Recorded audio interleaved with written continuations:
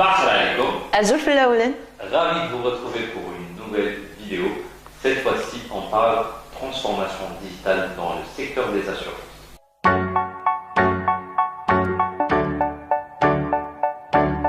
Alors, pour en parler, qui de mieux que Samira Djhish pour nous accompagner dans cette vidéo? Samira Djhish qui est chercheur, consultante et formatrice dans le marketing digital des assurances. Alors, Samira, merci d'avoir répondu à l'invitation. Merci Edir.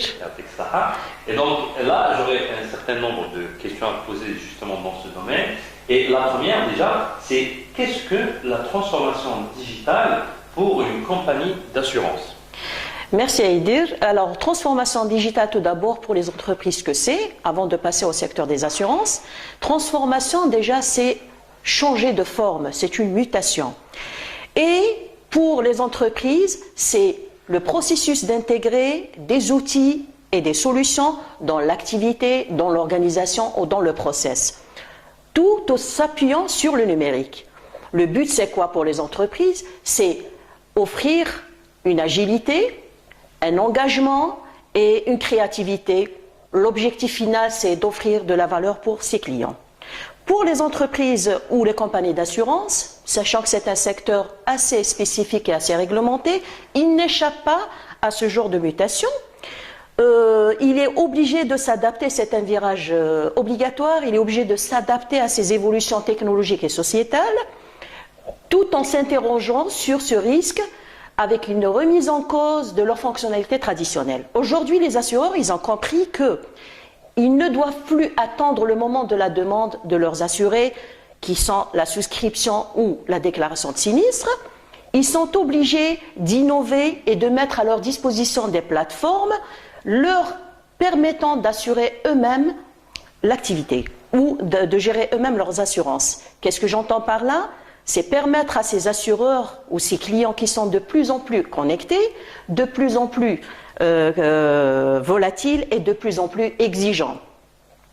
Des plateformes à leur disposition qui leur permettra via le web ou via les applications mobile de faire un devis, de géolocaliser des agences, de faire une déclaration de sinistre, faire un avenant et pourquoi pas payer sur leur prime sans se déplacer.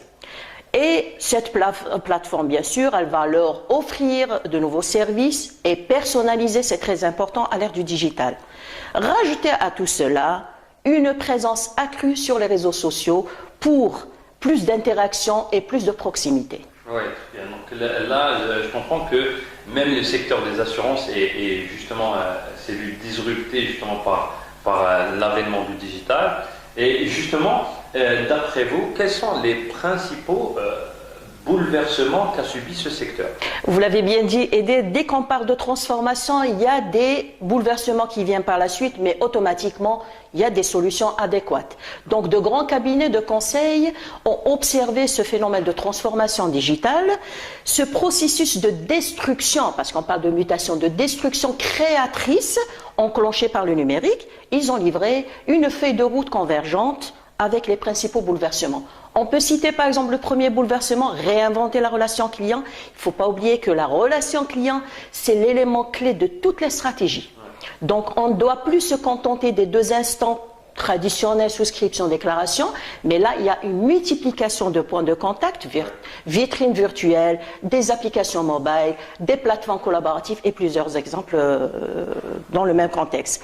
Le deuxième bouleversement, c'est le collaboratif qui bouscule l'assurance. On a un exemple d'Airbnb, Yassir, Temtem. On a le troisième bouleversement, la captation, parce que le souci maintenant pour les assureurs, comment recruter de nouveaux clients via le web. Donc, comment convertir les leads ou les prospects pour les rendre leurs clients, les convertir en clients. Il y a un autre bouleversement qui est le big data, qui est une aubaine pour les assureurs qui sont devenus des profilers parce qu'ils analysent toutes ces données collectées via ces canaux. On a un autre bouleversement qui est le modèle économique des assureurs qui est attaqué. Bien évidemment, le risque pour les assureurs, c'est un ancien métier, mais plusieurs évolutions les guettent. On a maintenant le web, on a la banque assurance, on a les intermédiaires. Donc, l'assureur, il se pose la question, comment je vais gérer tout ça sur le plan marketing, tarification, distribution, relations clients et notamment l'actuariat. Il y a un autre bouleversement qui est les GAFA, les géants du web. C'est un risque pour les assureurs parce qu'ils sont plus agiles et plus axés sur les services. Un autre bouleversement, les assurtech, les startups qui concurrencent les assureurs. Et sans oublier le dernier bouleversement qui sont les objets connectés. On passe du déclaratif au constaté. Oui. On a l'exemple concret, pay how you drive, pay when you drive. Ouais. Voilà. Donc j'ajouterais que d'une façon globale, il y a la data qui donne des statistiques et qui font remonter beaucoup d'informations pour la prise de décision, justement pour que, parce qu'aujourd'hui, toute la stratégie des entreprises s'oriente vers le client dans une logique de customer centric, dans la centricité du client. Tout à fait, tout à fait. Très bien. Troisième point, je voudrais revenir sur votre mission en Afrique, parce que j'ai su que vous avez fait un petit peu le tour de certaines capitales, certains pays. À ce sujet, vu que vous avez été en Mauritanie, en Côte d'Ivoire, notamment au salon SADA, qui est le salon africain des assurances, ma question c'est, durant cette mission, quels ont été les thèmes, parce que vous avez animé des séminaires, des formations aussi. Quels ont été les thèmes les plus suscités à cette occasion? Oui, bon, j'avoue que c'était une expérience assez intéressante et assez riche en Afrique, et c'était ma première expérience. Donc les thèmes qui ont été le plus sollicités, c'était la transformation digitale des compagnies d'assurance dans sa globalité, mais on avait abordé les stratégies en interne et en externe pour les assureurs. On avait abordé aussi ces bouleversements dont je viens de citer, avec toutes les solutions adéquates. On avait parlé aussi des nouvelles tendances qui est l'intelligence artificielle et la blockchain, notamment pour leur mise en place, c'est-à-dire comment identifier les cas d'usage. Et on avait aussi abordé un thème qui est très demandé aussi, c'est la transformation digitale à travers les générations X, Y, Z. Parce que qui parle de transformation digitale, elle va recruter de nouveaux collaborateurs et veiller sur ces nouveaux outils technologiques.